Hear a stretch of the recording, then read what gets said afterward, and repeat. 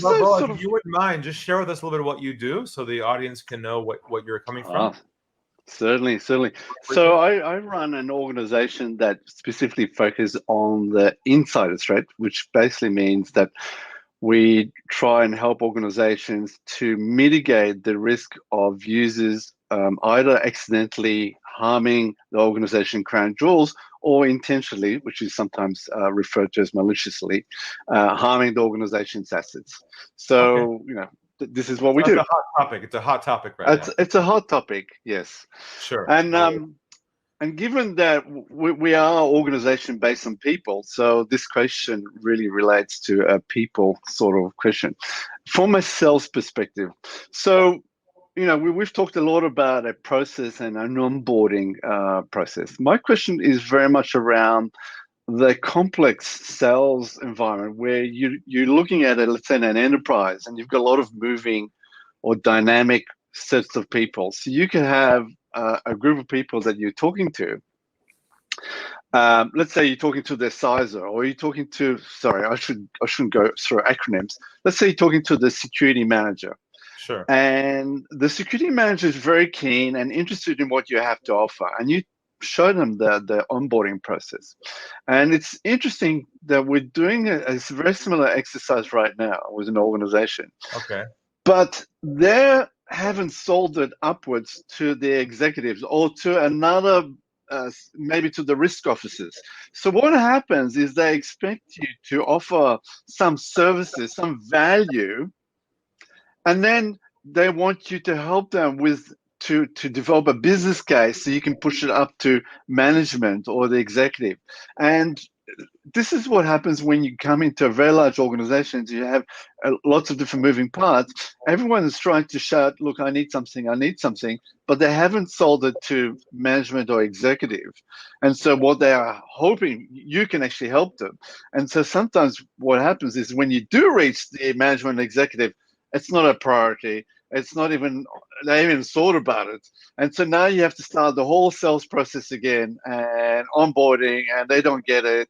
And so it's quite frustrating. So my question is very much, how would you look at from a strategic approach in terms of addressing that challenge? All right. It sounds like what's happening here is they are shifting the burden to make this sale move up the chain to you. They want Correct. you to do the heavy lifting. So, Correct. And that gets you in trouble because they're not the one who's going to be champion this ahead of you. So what you need to do to prevent this from happening is early in your sales process, when you have a champion like the circuit manager who wants to do this, but they don't have to go up, what you want to do early on is you want to enroll them. And you want to say this, you want to say, look, as we move forward, we're probably going to have to move this up the chain, right? Now, I'd like us to work together on this so you can let me know what you think the best strategy would be for us. Here comes the key word, together to make the case to go up to the decision makers to move this forward. Now, what would you suggest be the best plan to do that? So what's happening is you're framing and giving them responsibility early in the process to let them know they're the ones who are going to provide the navigation and the strategy for how best to approach each person. You're just going to support them in that activity. So you're flipping it from them having you do all the heavy lifting to having them do the heavy lifting and you supporting them as a team. That's how you start in the beginning, if that makes sense. Yeah, it does. So I'll have to think about it because I think that the challenge is they're expecting you to not only. It doesn't matter what they expect you to do. You have to change their expectations and their framework from earlier on or midway to let them know you're not going to hang yourself in midair. And because it'll fail, and it'll fail. So don't take that responsibility on you. Don't feel obligated that just because they want that from you, you have to do that. Because they're setting you up to take the bullets and the arrows. Correct. Right. So What you have to do is have a heart-to-heart with your champion. And you have to say the truth. And the truth is this.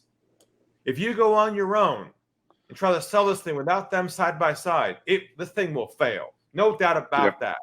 So what you like to do is work on a plan with them and for them to provide the best advice on what they think would be best to work together to solve the problem of getting it sold.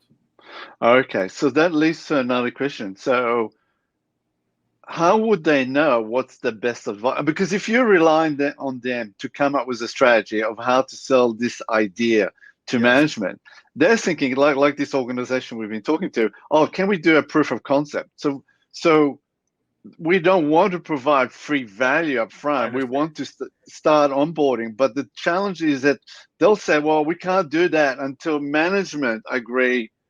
And it's sort of a bit of the chicken and the egg story. I understand. So you have to now provide some ideas for them to consider to get them comfortable. Like, for instance, you might want to say, and here's a key languaging for you.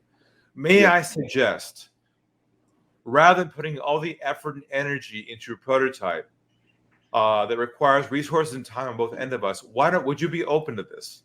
Would you be open to us having bringing together the key people onto a conversation together and just throwing the idea out and sharing ideas around the concept? Let's just see first if they buy into the concept. If they buy into the concept, then we can create a roadmap for it to go from there. But what I don't want to do is build something prior to them being okay with the concept. Or would you be okay with that, John? You know? Correct.